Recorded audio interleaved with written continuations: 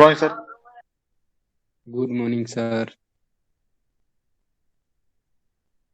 Sir आप muted है। Sir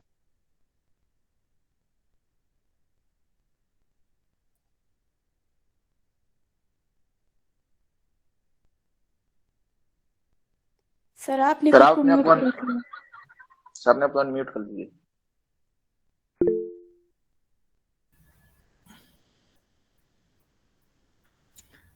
मैं इसलिए म्यूट कर रहा हूं कि सोच रहा हूं फोटो भी गायब कर दूं थोड़ी देर के लिए। अभी तो बच्चे आए नहीं, बड़ी देर में ही आते हैं थोड़ा सा ना।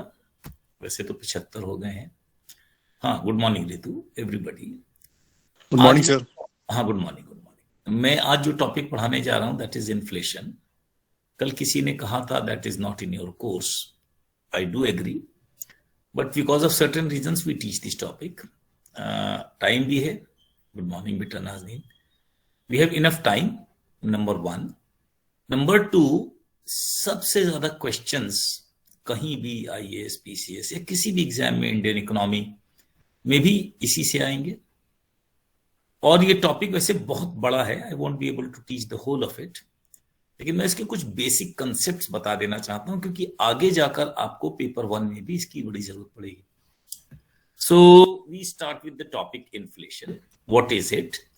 हम क्या करेंगे कि we'll start with the definition, the concept, और फिर हम लोगों को बेसिकली जो पढ़ना है वो है केन्जियन इन्फ्लेशनरी गैप, जो सबसे ज्यादा पूछा जाता है।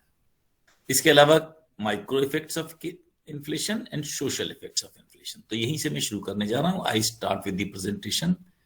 डेफिनेशन दूंगा classical, neo classical and Keynesian, right? So I present now.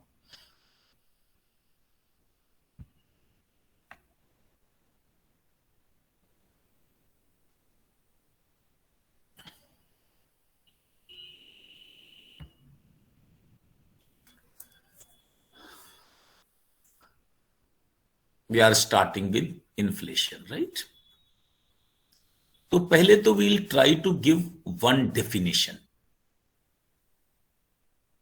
Causes के अलावा इसको पहले पढ़ना है।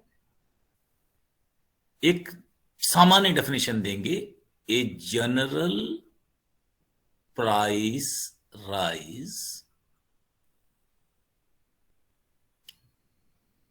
इन commodities and services and क्या हो गया?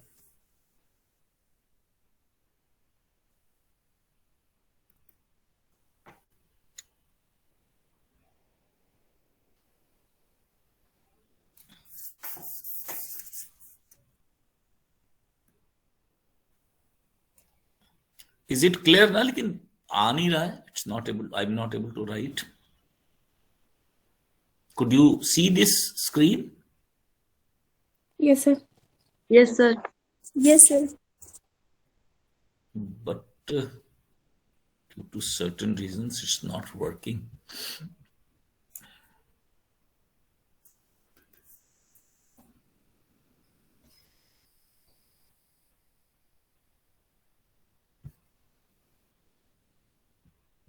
Oh, computer has hanged. I just not know. I'll just do it in a minute.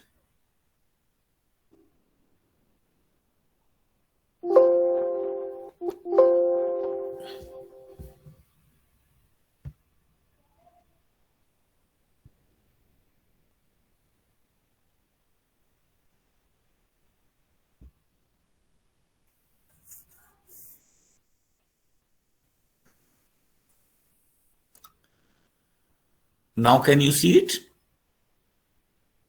And services. Can you see the screen now? yes, sir. Yes sir.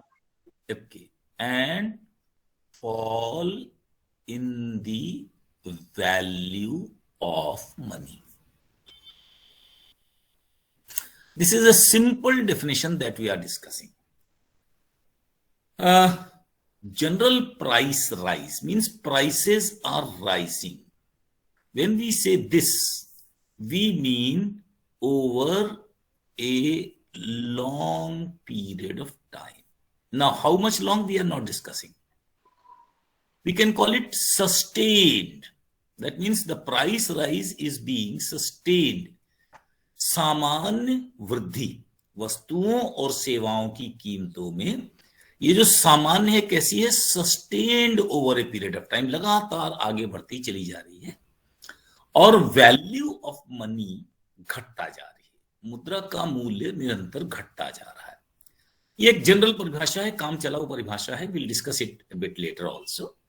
तो इसके आधार पर हम क्या कर रहे हैं कि 3 डेफिनेशंस दे रहे हैं। पहली कहलाती है classical definition.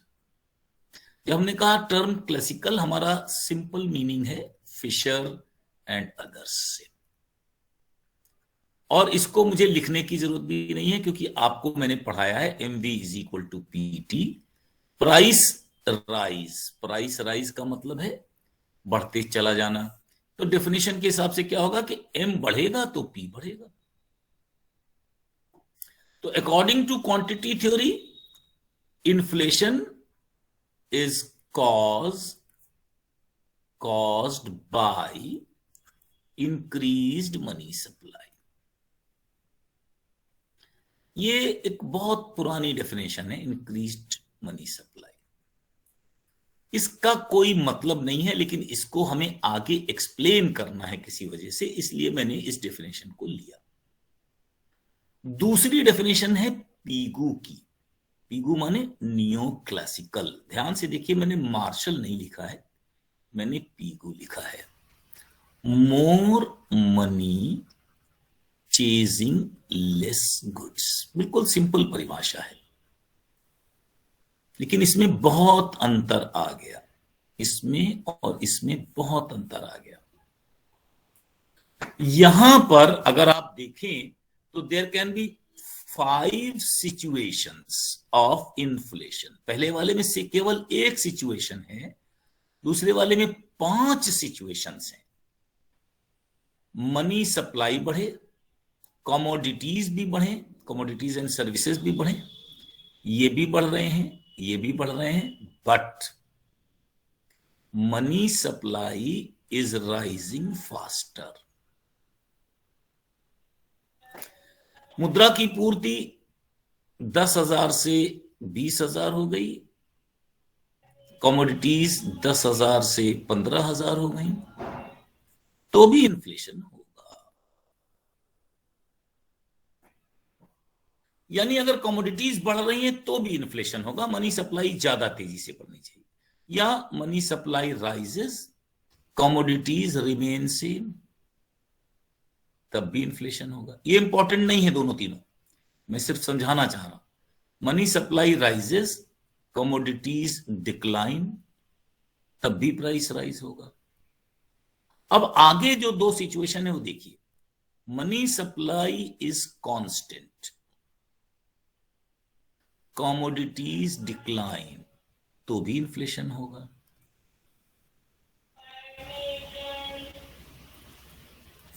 Commodities decline, commodities decline. और जरा ध्यान से देखिए, ये सबसे इंपॉर्टेंट है जिसको पीगू एक्सप्लेन करता है। Money supply is decreasing, commodities are also decreasing. मुद्रा की मात्रा घट रही है, वस्तुओं की मात्रा भी घट रही है, लेकिन कमोडिटीज आर डिक्लाइनिंग फास्टर। ये 15,000 से घटकर हो गई 10,000, ये 15,000 से घटकर हो गई 7,500, तो भी इन्फ्लेशन हो सकता है। यानी क्लासिकल थ्योरी से बिल्कुल अलग थ्योरी है। मनी सप्लाई के बढ़ने और घटने का इन्फ्लेशन पर प्रभाव पड़ता है, but more important are commodities. यहां पर हम जो रिलेशनशिप दिखा रहे हैं वो क्या दिखा रहे हैं कि मनी सप्लाई और कमोडिटीज के बीच में एक रिलेशनशिप है। ये रिलेशनशिप चेंज हो जाए, more money chasing less goods. ये क्या है? कंपैरेटिव सिचुएशन है। कंपैरेटिव माने हम एक सिचुएशन ए से बी का कंपैरिजन करते हैं। ए और बी में मनी और कमोडिटीज का रिलेशनशिप चेंज हो जाए तो even if money supply decreases, अगर मुद्रा की पूर्ति गिर जाती है तो भी इन्फ्लेशन हो सकता है, बशर्ते कमोडिटीज ज्यादा तेजी से गिर जाए। तो ये पीगू ने एक, हम कह सकते हैं, कंसेप्चुअल चेंज क्रिएट किया। लेकिन ये तो मैंने सिर्फ आपको बताया कि this is only just for your information कि पीगू ने ऐसा कुछ कहा। हमको तो जो ज्यादा पढ़ना है वो क्या पढ़ना है, जिसके बारे में हमको थियोरेटिकली पढ़ना है, that is known as inflationary gap. कई किताबों में हो सकता है कि आपको एक शब्द और भी मिले, डिफ्लेशनरी गैप। मैं नहीं जानता हूं किस किताब से आप पढ़ते हैं, इसके बारे में हम नहीं पढ़ेंगे ज्यादा, हम इसके बारे में पढ़ेंगे। देखिए केन्स क्या कहते हैं।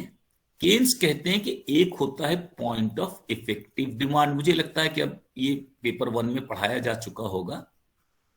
इफेक्टिव डिमांड, जिसको हमने हिंदी में कहा प्रभावी मांग, ये जो है पॉइंट होता है, is a point of equilibrium. इसको हमने कहा is a point of equilibrium between aggregate demand and aggregate supply. हमने उस दिन एक डायग्राम भी बनाया था, फिर से इसी डायग्राम को बनाता हूं ताकि आपको इन्फ्लेशनरी गैप समझा दे। अगर हम लोग एक तरफ रखें इनकम या बाकी सारी चीजें, एम्प्लॉयमेंट इधर रख लें, एम्प्लॉयमेंट ऑफ लेबर या एम्प्लॉयमेंट ऑफ एवरीथिंग, और इधर रखें इसकी डिमांड करने की बात, तो हम लोगों ने कहा कि अगर सप्लाई की बात करें तो हम लोगों ने एक स्ट्रेट लाइन को मान लिया। इसको हमने कहा I is equal to Y. ये एंगल 45 का है। तो सबसे पहले किस चीज की डिमांड करते हैं? कंजम्पशन की। और हमने कहा था कि even supply is zero, employment is zero, तब भी कंजम्पशन होता रहेगा। इतना कंजम्पशन कहां से आएगा? पास्ट सेविंग से आएगा। तो ये जो कंजम्पशन है ये बढ़ता है। तो ये कंजम्पशन बढ़ता है, वट एवर इट इज। अगर ये कंजम्पशन किसी एक पॉइंट पर जाकर यहां पर मिल जाता है तो यहां पर हम क्या कहते हैं? Y इज इक्वल टू सी। जितना उत्पादन हो रहा है कंजम्पशन में खर्च हो जा रहा है। लेकिन यहां पर हमारी एग्रीगेट सप्लाई की जो रेखा है अभी तो और बढ़ रही है, that means there is unemployment. Unemployment तो है ही। तो फिर हमको क्या करना चाहिए? इन्वेस्टमेंट बढ़ाना चाहिए। इन्वेस्टमेंट बढ़ाकर हम क्या कर सकते हैं? एग्रीगेट डिमांड को बढ़ा सकते हैं। तो हमारा क्या होगा कि ये सब यहां पर कुल मिलाकर हम कह सकते हैं कि एम्प्लॉयमेंट बढ़ गया। तो यहां पर y इज इक्वल टू क्या हो गया? C प्लस आई। लेकिन ये फुल एम्प्लॉयमेंट का पॉइंट नहीं है, ये फुल एम्प्लॉयमेंट का पॉइंट नहीं है। तो ये क्या हुआ था? This is C, this is I। तो सरकार अपने खर्च बढ़ा सकती है। कैसे भी सरकार खर्च बढ़ाए। जब सरकार खर्च बढ़ाएगी किसी भी तरीके से, अभी इसके बारे में डिस्कशन करेंगे, तो भी एम्प्लॉयमेंट बढ़ेगा प्लस G। लेकिन अभी भी फुल एम्प्लॉयमेंट नहीं आएगा। तो अगर हम इस लाइन को कहीं पर सीधा कर दें आगे जाकर, अब सरकार और खर्च बढ़ा दे और यहां पर आ जाए, या सरकार खर्च बढ़ाकर यहां पर आ जाए, ये कौन सा पॉइंट है? फुल एम्प्लॉयमेंट का पॉइंट है। अब मैं इसी को समझाना चाहता हूं। इसके ऊपर जितना भी सरकार खर्च बढ़ाएगी उसे हम कहेंगे इन्फ्लेशनरी गैप। इन्फ्लेशनरी गैप क्या होता है? पहले समझ लें, full employment, post full employment, full employment के पश्चात इंक्रीज इन एग्रीगेट डिमांड। अब इसको मैं समझा रहा हूं, केवल समझने की कोशिश कीजिए बहुत सिंपल भाषा में। एग्रीगेट डिमांड किस चीज की है? सबसे पहले तो कंजम्पशन की है, यानी हम लोगों को आटा दाल चावल चाहिए वगैरह वगैरह। फिर किसकी है? इन्वेस्टमेंट गुड्स की है। ये कहलाती है हमारी एग्रीगेट डिमांड्स। अब मान लीजिए कि एग्रीगेट डिमांड है कहीं 10,000, 10,000 करोड़, 10,000 लाख, कुछ भी आप समझिए। लेकिन ये फुल एम्प्लॉयमेंट के पॉइंट पर नहीं है, यानी अभी और लोगों को एम्प्लॉयमेंट मिल सकता है। तो सरकार खर्च बढ़ाएगी। कैसे खर्च बढ़ाएगी? दो तरीके हैं। सरकार खर्च बढ़ाएगी, दो तरीके हैं। एक तरीका है टैक्स। जो टैक्स बढ़ाया तो कंजम्पशन और इन्वेस्टमेंट घटना चाहिए। क्यों? टैक्स किस पर लग रहा है? कंज्यूमर पर लग रहा है या किस पर लग रहा है? इन्वेस्टर पर लग रहा है। तो जैसे ही सरकार टैक्स लगाएगी और सरकारी खर्च करेगी तो ये जो गवर्नमेंट इन्वेस्टमेंट या गवर्नमेंट जो भी करेगी वो इनका पैसा जा रहा है। लेकिन अगर सरकार नई करेंसी छाप दे, हमने इसके लिए कौन सा शब्द इस्तेमाल किया था? Helicopter money. हेलीकॉप्टर मनी का मतलब है कि इसमें सरकार कोई इकोनॉमिक एक्टिविटी की बात नहीं कर रही। तो अगर हेलीकॉप्टर मनी छापे तो क्या इन्फ्लेशन होगा? ये एक बड़ा इंपॉर्टेंट क्वेश्चन है जो आपको पॉलिसी में समझना चाहिए। हेलीकॉप्टर मनी का क्या हुआ था? मैंने बताया था। मान लीजिए सरकार के पास एक हेलीकॉप्टर है, उसमें उसने 2-2 हजार के नोट छापे और 100-100 की गड्डी बनाकर हर गांव के आसपास फेंक दी। तो ये जो हेलीकॉप्टर मनी है, लोगों के पास पैसा आया। तो जैसे ही पैसा आएगा वो अपनी कंजम्पशन डिमांड को बढ़ा देंगे, क्योंकि ये पैसा तो मुफ्त में मिला है। कबड्डी खेलने पे मिला है, गड्ढा पाटने पे मिला है, नोट उड़ाने पर मिला है। New currency has been printed.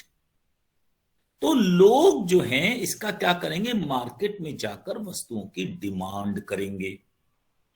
जब डिमांड करेंगे तो नेचुरली सप्लाई तो अभी बढ़ी नहीं, सप्लाई तो बढ़ने में टाइम लगता है, और डिमांड बढ़ गई।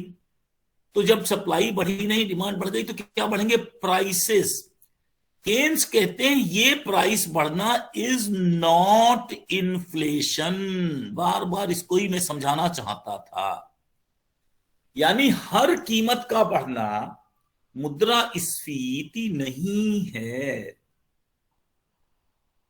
क्योंकि जब, ध्यान से समझने की बात है, इसी को मैं दोबारा फिर से समझा रहा हूं एक नए पेज पे जाकर के, कि पहली दफे क्या हुआ कि सी पर कुछ खर्च हो रहा था, आई पर कुछ हो रहा था, प्लस गवर्नमेंट का कुछ एक्सपेंडिचर हो रहा था। ये गवर्नमेंट का एक्सपेंडिचर कहां से आ रहा था? टैक्स इनकम से आ रहा था। ये हमारी क्या थी? एग्रीगेट डिमांड थी। ये एग्रीगेट डिमांड जो थी वो एग्रीगेट सप्लाई से कहीं ना कहीं मिल रही थी। अब इस डायग्राम की बात हम लोग कर लें फिर से, और फिर इसको समझने की कोशिश करें। एग्रीगेट सप्लाई के बाद क्या होगा? ये जो लाइन है ये स्ट्रेट हो जाएगी। क्यों स्ट्रेट हो जाएगी? कि अब हमारे पास फुल एम्प्लॉयमेंट आ गया।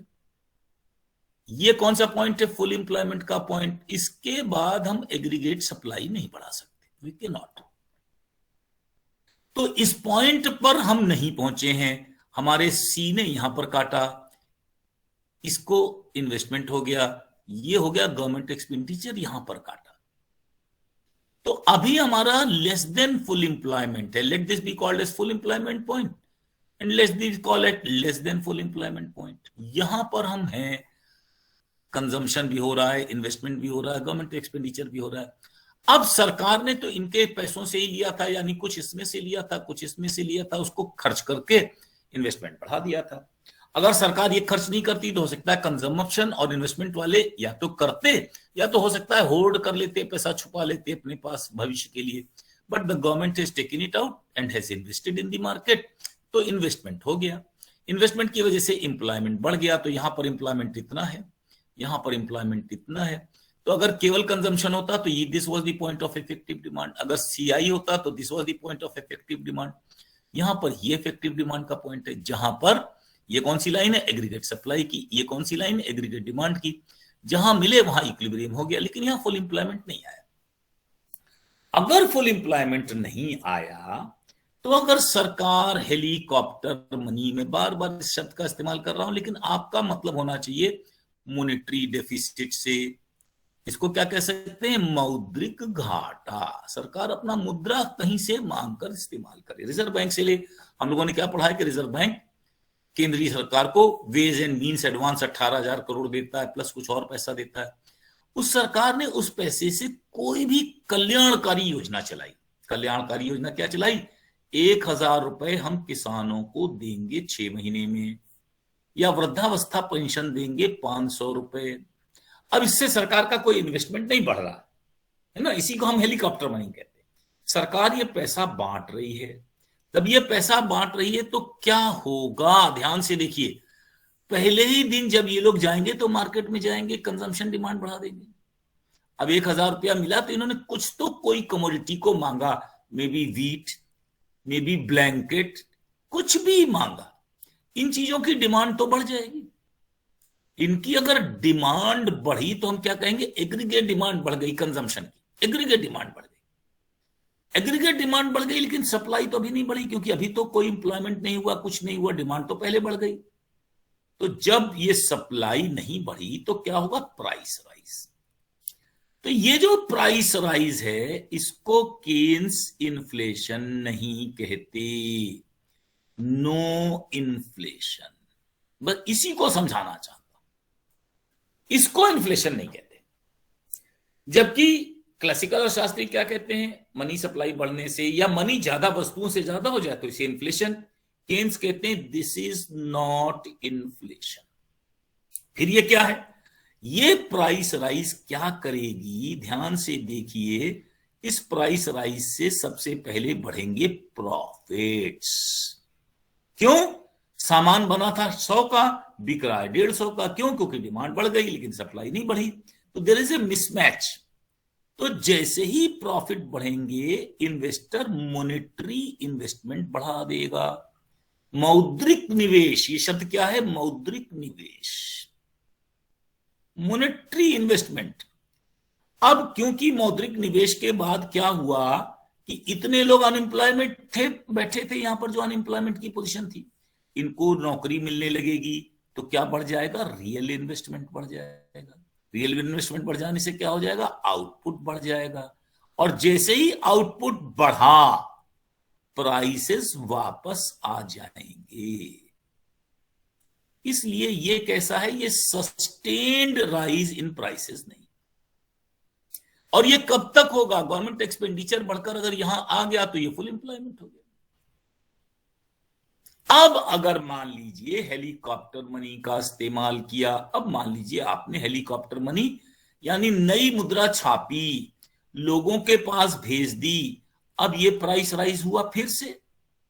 प्राइस राइज के बाद प्रॉफिट हुआ फिर से, प्रॉफिट के बाद मॉनेटरी इन्वेस्टमेंट हुआ फिर से। लेकिन अब रियल इन्वेस्टमेंट नहीं हो सकता, नहीं हो सकता।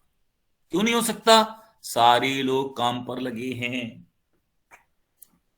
अभी मैं बताऊंगा कि इंडिया और विदेशों के बीच में क्या दिक्कत है। अब इसके बाद अगर सरकार ने पैसा बढ़ाया तो क्या होगा, एम्प्लॉयमेंट नहीं बढ़ सकता, सप्लाई नहीं बढ़ सकती। इस पोर्शन को हम कहते हैं इन्फ्लेशनरी गैप। इन्फ्लेशनरी गैप क्या है, ध्यान से देखिए। यहां पर एग्रीगेट डिमांड इतनी है, एग्रीगेट सप्लाई से ज्यादा हो ही नहीं सकती। तो जब एग्रीगेट डिमांड एग्रीगेट सप्लाई से ज्यादा हो, लेकिन शर्त दूसरी भी है, और फुल एम्प्लॉयमेंट आ चुका हो, सॉरी फुल एम्प्लॉयमेंट आ चुका हो, इज रीच्ड।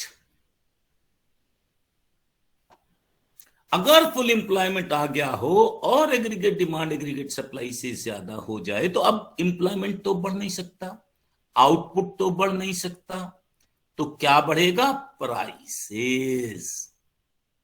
तो एक बार इस पॉइंट के बाद जो भी होगा एग्रीगेट डिमांड की वृद्धि, उसे कहेंगे स्फीतिक अंतराल। स्फीतिकारी भी लिखते हैं, स्फीतिक भी लिखते हैं, जो लिखना चाहे लिखिए। स्फीतिकारी अंतराल, अंतराल का मतलब क्या है, गैप। गैप किसमें है, एग्रीगेट डिमांड और एग्रीगेट सप्लाई। अब जो क्वेश्चन उठता है हम लोगों के दिमाग में, और ये क्वेश्चन को बहुत डिटेल में तो मैं अभी नहीं समझा पाऊंगा, लेकिन कुछ समझने की कोशिश करेंगे तो आ जाए। हम क्या देख रहे हैं, भारत में तो बेरोजगारी है, बहुत बेरोजगारी है।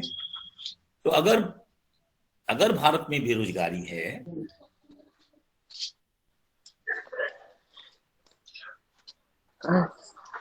मेरा चलिए। एनी प्रॉब्लम देव त्रिपाठी?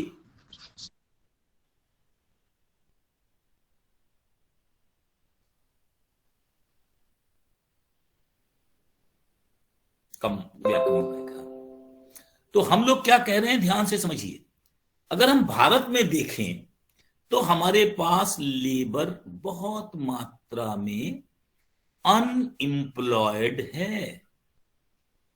तो अगर हमारे यहां अनएम्प्लॉयमेंट है तो आखिर सरकार इसी योजना का इस्तेमाल करके एम्प्लॉयमेंट क्यों नहीं बढ़ा देती?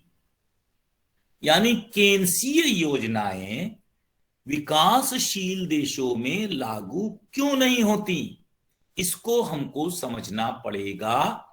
इसको समझने का दो तरीके हैं। एक है फिलिप्स कर्व। जब इन्फ्लेशन नहीं है तो फिलिप्स कर्व भी आपके कोर्स में से हटा दिया गया होगा, लेकिन उसको अभी बता देने की कोशिश करूंगा थोड़ी देर के लिए। मैं उसको पहले समझा देता हूं कि केन्सियन जो नियम है वो भारत में या विकासशील देशों में लागू क्यों नहीं होते। ध्यान से देखिए, हमने क्या कहा, एग्रीगेट सप्लाई। तो जो एग्रीगेट सप्लाई यानी हमने कहा समग्र पूर्ति। तो समग्र पूर्ति में हम क्या कहते हैं, means of output. Means of output, उत्पादन के साधन। तो एक होता है लैंड, ठीक है ना, एक होता है लेबर, एक होता है कैपिटल। अब प्रश्न है कि आपके देश में अगर कैपिटल फुल्ली एम्प्लॉयड है, अगर आपके देश में लैंड फुल्ली एम्प्लॉयड है, इन दोनों के बिना लेबर का एम्प्लॉयमेंट कैसे होगा? विकसित देशों में क्या स्थिति है कि उनके यहां ये भी उपलब्ध है, ये भी उपलब्ध है, लेबर उतनी मात्रा में अगर बेरोजगारी आती है तो इसको दूर करने के लिए हेलीकॉप्टर मनी का इस्तेमाल किया जा सकता है। इन देशों में या हमारे देशों में नहीं किया जा सकता। इसलिए इन देशों की जो प्रॉब्लम है उसका नाम है स्टैगफ्लेशन। अब मैं इस शब्द को पहले समझा देता हूं, फिर एक आध चीजें और भी बता दूंगा। देखिए, ये दो शब्दों से मिलकर बना है, स्टैग्नेंट इकोनॉमी। स्टैग्नेंट माने कई बार क्या होता है, दो शब्दों का आधा आधा जोड़कर एक शब्द बना देते हैं। और इन्फ्लेशन, तो हमने इन दोनों शब्दों में से यहां से लिया फ्लेशन, यहां से लिया स्टैग। इन दोनों शब्दों को या तीनों शब्दों को हटाकर बना दिया स्टैगफ्लेशन। इन देशों में अगर आप मनी सप्लाई को बढ़ाते हैं तो क्या होगा, naturally aggregate demand will rise, कोई दिक्कत नहीं है। जब होगी तो प्राइसेस विल राइज, इसमें भी कोई दिक्कत नहीं है। प्रॉफिट्स विल राइज, यहां तक कोई दिक्कत नहीं है। मॉनेटरी इन्वेस्टमेंट तो बढ़ेगा, लेकिन मॉनेटरी इन्वेस्टमेंट से रियल इन्वेस्टमेंट नहीं बढ़ेगा, क्योंकि लेबर तो है, लेकिन लेबर के संग काम करने के लिए जो कैपिटल चाहिए उसका क्या। अब कैपिटल इन देशों में क्यों कम है? कैपिटल उतनी ही है जितनी हम क्या करते हैं, सेविंग कर पाते हैं, या इसे क्या कहेंगे, पूंजी की आपूर्ति, कैपिटल फॉर्मेशन। जो कैपिटल फॉर्मेशन है वो हम कितनी कर पाते हैं? मान लीजिए हमारे देश में आज की डेट में मान लें कि 26% कैपिटल फॉर्मेशन होता है।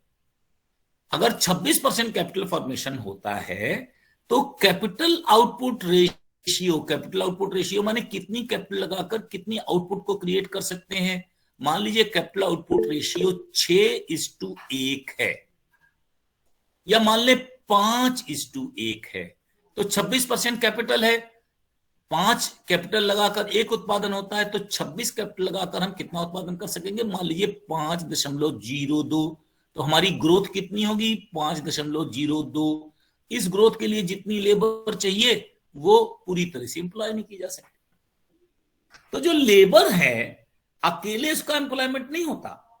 विकसित देशों में क्या है कि कैपिटल की मात्रा, विकासशील देशों की प्रॉब्लम यही है कि इनके यहां एबंडेंट लेबर है ना, असीमित श्रम है। But they do not have enough capital. तो इनकी जो कैपिटल है वो लिमिटिंग फैक्टर है। अगर इनके पास कैपिटल भी अनलिमिटेड हो जाए तो कैपिटल लिमिटिंग फैक्टर होने के नाते लेबर अनएम्प्लॉयड रह जाता है। ये क्या कहलाता है? Structural unemployment. इसे क्या कहते हैं? स्ट्रक्चरल अनएम्प्लॉयमेंट, ढांचागत बेरोजगारी।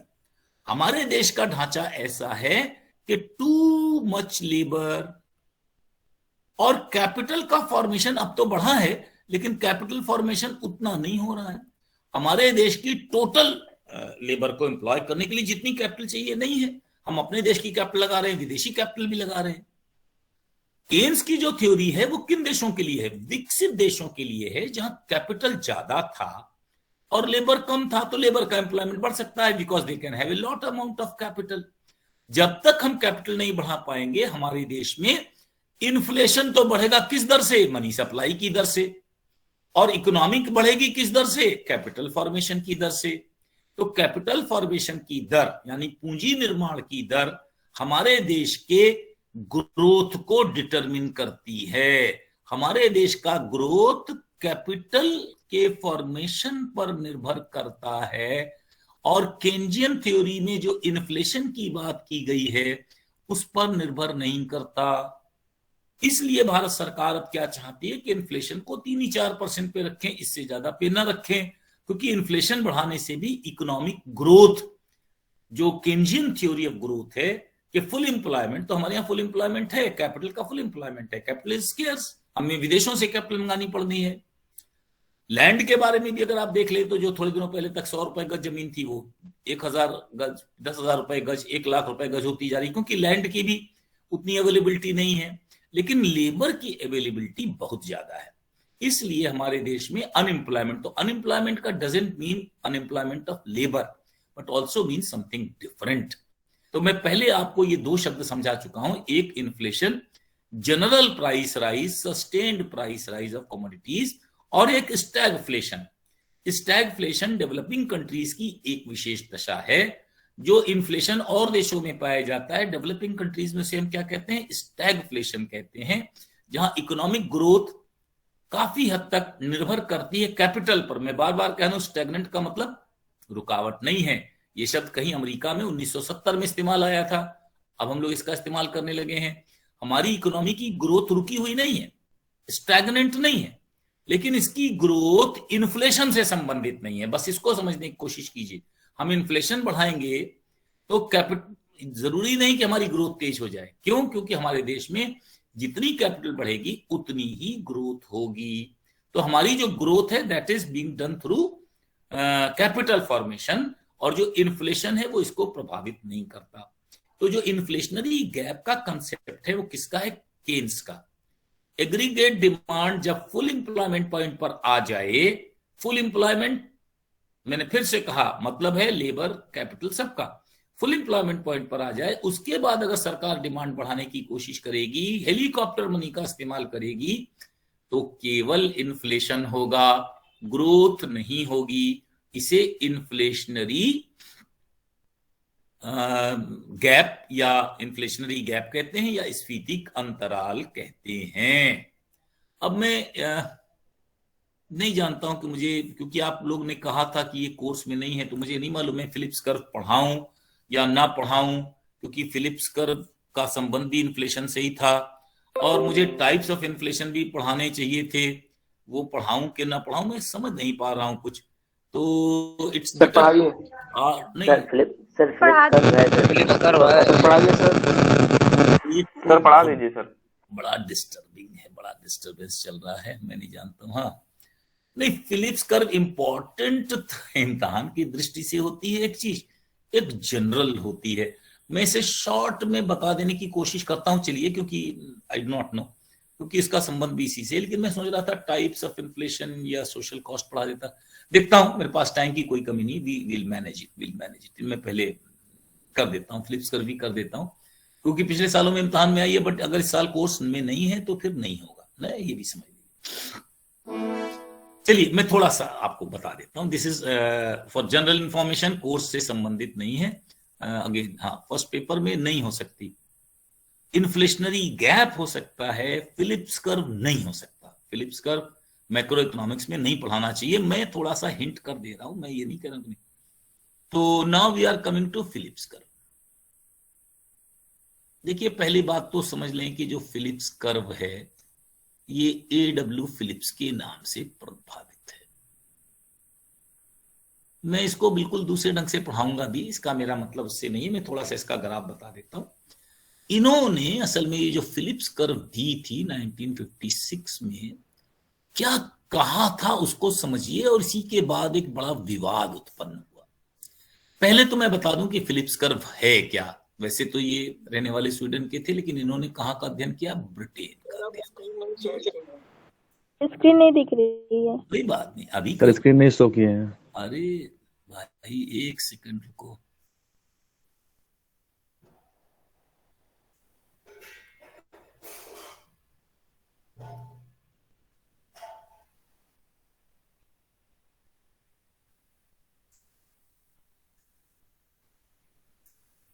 अब शो कर रही है, चलिए। तो इन्होंने ब्रिटेन का अध्ययन किया। पहले तो हम लोग ये समझने की कोशिश करें, है ना। और इन्होंने एक एम्पिरिकल स्टडी की। एम्पिरिकल का मतलब होता है आनुभविक। आनुभविक का मतलब है कि इन्होंने आंकड़े वगैरह लेकर उसको अनुभव से सिद्ध करने का प्रयास किया। इन्होंने 20 साल के पहले आंकड़े लिए, पहले 20 ईयर्स के, बाद में इन्होंने लंबा आंकड़े की लेने की कोशिश की। तो इन्होंने एक लंबे पीरियड के लिए आंकड़े लिए ब्रिटेन के। अब मैं आपसे बता दूं कि जब ब्रिटेन के आंकड़े लिए तो किस चीज के आंकड़े लिए? इन्होंने जो बताया, पहले मैं इनकी थ्योरम बता रहा हूं और फिर इसका मैं मतलब बताने की कोशिश करूंगा। इन्होंने ये बताया कि ब्रिटेन में प्राइस राइज या इन्फ्लेशन हुआ। अब मैं एक्चुअली दो शब्द नहीं बता पाया था, यहां पर डिफाइन कर देता हूं। इन्फ्लेशन दो तरीकों से होता है, पहले समझ लें। एक कहलाता है डिमांड पुल और एक कहलाता है कॉस्ट पुश। मैं फिलिप्स कर्व से पहले इन दोनों शब्दों को समझा दूं, नहीं तो फिर मुझे आगे दिक्कत आती रहेगी। अभी हम लोगों ने क्या कहा कि एक हेलीकॉप्टर मनी लगाइए। हेलीकॉप्टर मनी को मैंने क्या कहा कि आप जल्दी प्राइसेस को या मनी सप्लाई को बढ़ा दीजिए। तो जब मनी सप्लाई बढ़ा देंगे तो क्या होगा? एग्रीगेट डिमांड बढ़ेगी, है ना। तो अगर एग्रीगेट डिमांड बढ़ती है तो इसे हम कहेंगे डिमांड पुल इन्फ्लेशन, यानी डिमांड के बढ़ने के कारण इन्फ्लेशन हो रहा है, ठीक है ना। ये कहलाती है डिमांड पुल। डिमांड पुल क्यों होता है मैंने आपसे बता दिया। किसी भी तरीके से हम डिमांड को बढ़ा दें। कैसे बढ़ा दें? अभी हम लोगों ने देखा है भारत में, जैसे स्टिमुलस माने भारत सरकार ने जब देखा कि बहुत मंदी आ गई है कोविड की वजह से, तो उन्होंने 20 लाख करोड़ का एक पैकेज दिया। अब इस पैकेज में कई चीजें थी। उधार लेकर खर्च करो, सस्ते दम पर उधार मिलेगा, 1.5 लाख करोड़ वैसे बांटा जाएगा, किसानों को सम्मान निधि बांटी जाएगी। ये पैसा जब लोगों के पास आएगा तो क्या करेंगे? डिमांड करेंगे। सप्लाई नहीं बढ़ी है तो इसे कहते हैं डिमांड पुल इन्फ्लेशन। इसको कभी कभी केन्जियन इन्फ्लेशन भी कह देते हैं। एक बात याद रखिए, एक और तरीके से भी इन्फ्लेशन हो सकता है जिसे कहते हैं कॉस्ट या लागत बढ़ने के कारण। ये क्लासिकल लोग इसी को मानते थे। अब समझने की कोशिश कीजिए। मान लीजिए कि मजदूरी बढ़ जाए, थोड़ी देर के लिए मान लीजिए कि ट्रांसपोर्ट की कॉस्ट बढ़ जाए। ट्रांसपोर्ट की कॉस्ट क्यों बढ़ गई? विदेशों से पेट्रोल महंगा आया। पेट्रोल महंगा आया तो रेलगाड़ी की कीमत, भाड़े की कीमत बढ़ जाएगी, तो ट्रांसपोर्ट कॉस्ट बढ़ जाएगी। कोई भी चीज मान लीजिए बढ़ जाए तो इससे क्या होता है? उत्पादन लागत बढ़ जाती है। तो अगर उत्पादन लागत बढ़ जाती है तो इसे हम कहते हैं कॉस्ट पुश।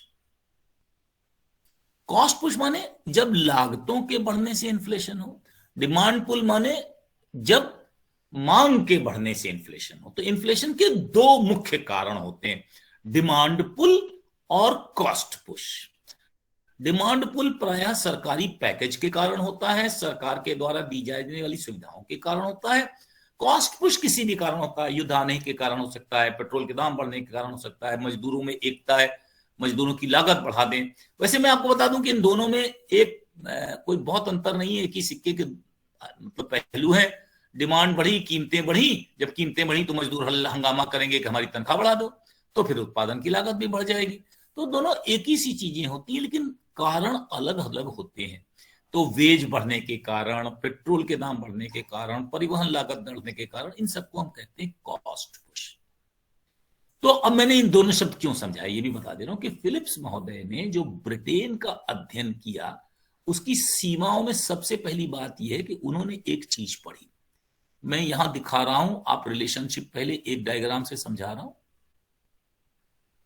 ये उन्होंने बढ़ाया कि कितनी कितनी वेजेस बढ़ी और कितना अनएम्प्लॉयमेंट बढ़ा या घटा। नीचे मैं क्या लिख रहा हूं बार बार देखते रहिएगा, अनएम्प्लॉयमेंट।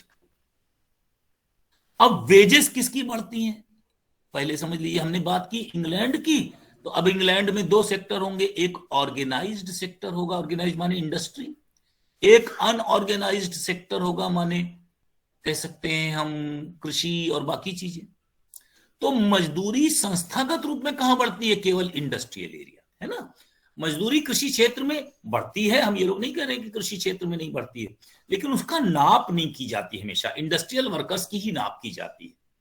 तो उन्होंने एक बड़ी मजेदार चीज देखी कि कई साल ऐसे आए इंग्लैंड में जब मजदूरी नहीं बढ़ी। नहीं बढ़ी माने कितनी नहीं बढ़ी? 0% भी नहीं बढ़ी। तो अगर हम कहते हैं कि मजदूरी 0% ऊपर की साइड प्लस और नीचे की साइड माइनस, याद रखिए मजदूरी घटती नहीं। ये केन्स का यहीं से शुरुआती है। केन्स की मेन थ्योरी ये थी क्लासिकल्स के खिलाफ कि डाउनवर्ड वेजेस आर स्टिकी। आप मजदूरी घटा नहीं सकते, हंगामा हो जाता है। बाकी चाहे कुछ कर सकते हैं, बढ़ा सकते हैं, लेकिन घटा नहीं सकते। फिर मान लीजिए कि किसी साल, एक साल कभी ऐसा आया होगा कि 2% बढ़ी होगी, एक साल कभी आया होगा जब 4% बढ़ी होगी, कभी 6% बढ़ी होगी, कभी 8% बढ़ी होगी और कभी 10% बढ़ी। उन्होंने जितने सालों का अध्ययन किया, पहले 20 साल का किया था, बाद में उसको बढ़ाकर 40-42 साल का कर दिया। उन्होंने कहा इंग्लैंड के औद्योगिक क्षेत्र में 10% से ज्यादा मजदूरी कभी नहीं बढ़ी। जितने साल उन्होंने अध्ययन किया उसमें केवल 3 साल ऐसे थे जिनमें 10% बढ़ी, 4 साल ऐसे थे जिनमें 8% बढ़ी, 12 साल ऐसे थे जिनमें 6% बढ़ी, 10 साल ऐसे थे जिसमें 4% बढ़ी, 3 साल ऐसे थे जिसमें 2% बढ़ी और 3 साल ऐसे भी थे जिसमें 0% बढ़ी। माने कुछ सालों में ज्यादा बढ़ी, कुछ सालों में कम बढ़ी, कुछ सालों में कितनी रही। इस समय अनएम्प्लॉयमेंट का रेट क्या था? अनएम्प्लॉयमेंट रेट नापा उन्होंने किसका? फिर से वही बात आई, इंडस्ट्रियल वर्कर्स का। तो उन्होंने कुछ आंकड़े जब निकाले तो एक मजेदार चीज पढ़ी कि कभी भी अनएम्प्लॉयमेंट 0 नहीं हुआ। यानी मजदूरी कितनी भी बढ़ी लेकिन अनएम्प्लॉयमेंट कभी 0 नहीं हुआ। इंग्लैंड में हम बात कहां कर रहे हैं? इंग्लैंड, उसके भी इंडस्ट्रियल वर्कर की बात कर रहे हैं। बहुत सारी चीजें सीमाओं में है, लेकिन हम उनकी कर्ज की बात कर। जिस साल 10% मजदूरी बढ़ी उस साल ध्यान से देखिए अनएम्प्लॉयमेंट कितना था? 2.3%। जिस साल इतनी बढ़ी, अगर हम यहां नीचे लिखेंगे तो कितना आएगा? 2.3%। और जिस साल 0 बढ़ी उस साल अनएम्प्लॉयमेंट कितना था? लगभग 6.7%। और कुछ चांस ऐसा था आंकड़ों का कि जब 8 बढ़ी तो ये 3 पॉइंट कुछ हो गया, 6 बढ़ी तो ये 4 पॉइंट कुछ हो गया, 2 बढ़ी तो ये करीब 5 करीब हो गया। और ये अगर हम चाहें तो एक ऐसी लाइन खींच सकते हैं, जिसमें अलग अलग सालों के आंकड़े हम दिखा सकते हैं। और इसको हम नीचे ले जाना चाहते नहीं है, लेकिन ये अगर लाइन को नीचे खींचें, जो नीचे की लाइन है वो सही लाइन नहीं है, वास्तविक लाइन नहीं है, क्योंकि कभी भी 0% से नीचे नहीं हुआ। लेकिन अगर हम लाइन को नीचे की ओर ले जाएं तो इधर जा सकती है, ऊपर की ओर ले जाएं तो इधर जा सकती है, लेकिन ऐसा कभी हुआ नहीं, ना इसके ऊपर हुआ ना इसके नीचे हुआ।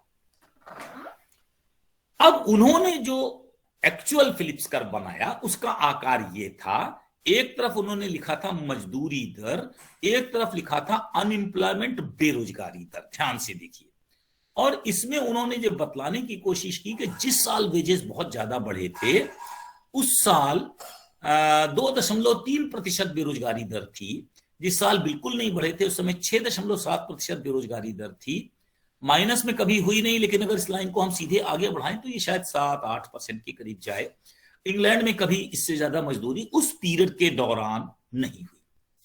अब पहली बात तो ये पीरियड बड़ा गलत है, क्योंकि इसमें वर्ल्ड वॉर आ जाता है, ग्रेट डिप्रेशन का पीरियड आ जाता है, तो नेचुरली ये पीरियड कोई बहुत अच्छा नहीं था स्टडी करने के लिए। लेकिन चलिए मान लें कि इसको सब तरीके से मान लें कि ऐसा पीरियड अच्छा था। तो इसको अगर हम देखें तो नतीजा क्या निकला, इसका नतीजा क्या निकला जो केन्स कहते थे एक्चुअली क्या होना चाहिए कि कॉस्ट पुश का मतलब क्या है, इन्फ्लेशन। क्योंकि कॉस्ट पुश हो रहा है, कैसे हो रहा है, वेजेस के बढ़ने के कारण। और यहां पर क्या होना चाहिए, एम्प्लॉयमेंट। तो एक रिलेशनशिप क्या निकल रही है कि एम्प्लॉयमेंट बढ़ने से एम्प्लॉयमेंट बढ़ता है। ये केन्स की थ्योरी की तरह की चीज निकल रही है इन्फ्लेशनरी गैप को दूर करने के लिए कि पॉजिटिव रिलेशनशिप है किस किस के बीच में।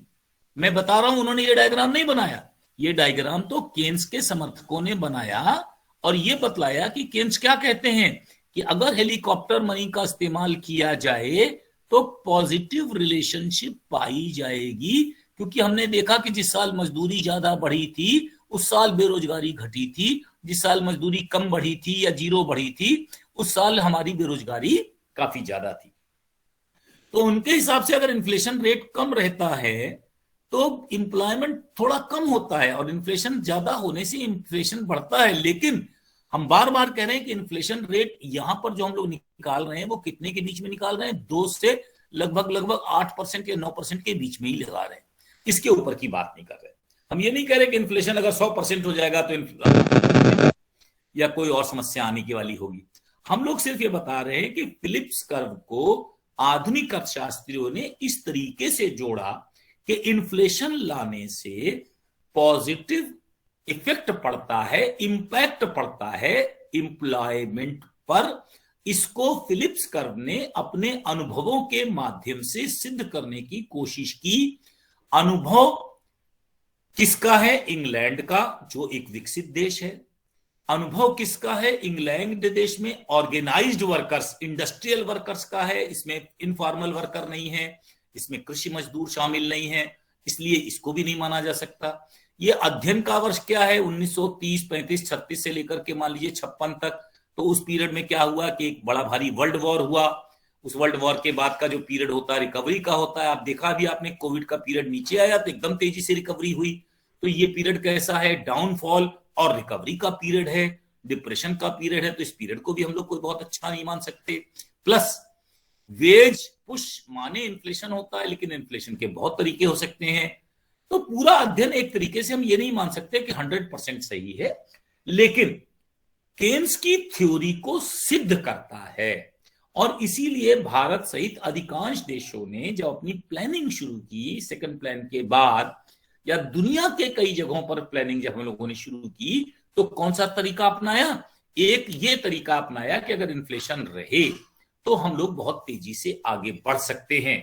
लेकिन इसका नतीजा हमें 1970 के आसपास ही मिलने लगा और हम लोगों ने एक स्टैगफ्लेशन की सिचुएशन पाना शुरू किया। और तब हम लोगों ने कहा कि केन्स की थ्योरी हर समय सही नहीं हो सकती है, इसलिए एक स्टेबल इन्फ्लेशन होना चाहिए। स्टेबल इन्फ्लेशन होना चाहिए, यानी दाम तो बढ़े। कैपिटलिस्ट कंट्री में अगर दाम नहीं बढ़ेगा तो उत्पादक उत्पादन को बढ़ाएगा ही नहीं। अगर उसको प्राइसेस और प्रॉफिट्स नहीं बढ़ेंगे तो उत्पादन को बढ़ाने की कोशिश ही नहीं करेगा। इन्फ्लेशन होना चाहिए, लेकिन इन्फ्लेशन कितना होना चाहिए, एक स्टेबल और मॉडरेट इन्फ्लेशन होना चाहिए। मॉडरेट शब्द के लिए हम कोई विशेष व्याख्या नहीं करते हैं। जैसे अमेरिका इसको मॉडरेट को मानता है 1.2, जापान इसको मानता है 1%, ठीक है ना, ब्रिटेन इसको मानता है 2%, भारत इसको मानता है 4%। कोई देश कितना मानता है, मॉडरेट शब्द की भी परिभाषा नहीं कर रहे। हम सिर्फ ये बता रहे हैं कि इन लोगों का ये कहना था कि इन्फ्लेशन जरूरी है पूंजीपति देशों में रोजगार बढ़ाने के लिए। अगर कीमतें नहीं बढ़ती हैं, प्रॉफिट नहीं बढ़ता है, तो उत्पादक उत्पादन नहीं बढ़ाता है। मैंने बहुत शॉर्ट में बताया, मैं बहुत डिटेल में बताने की स्थिति में आज नहीं हूं, क्योंकि मैं जानता हूं ना कि आपके कोर्स में कितना है।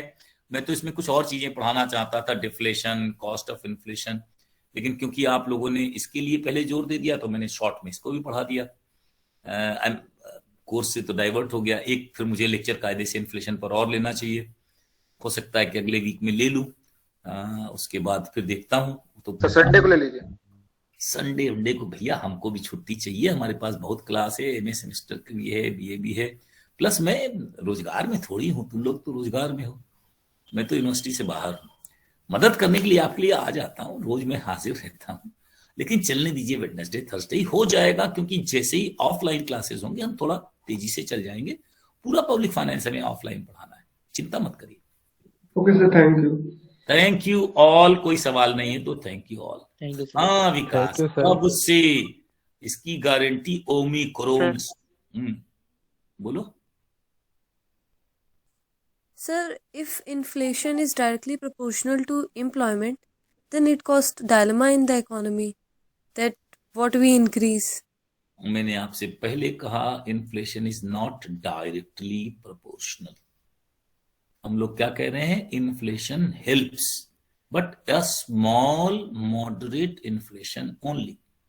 अगर हम 50% इन्फ्लेशन होने लगेगा तो फिर क्या होगा, उसी के बारे में डिस्कस करेंगे। Will discuss deflation and other things. एक वीक रुक जाइए, है ना, Wednesday. Okay, Okay, sir. Thank you, sir. Okay.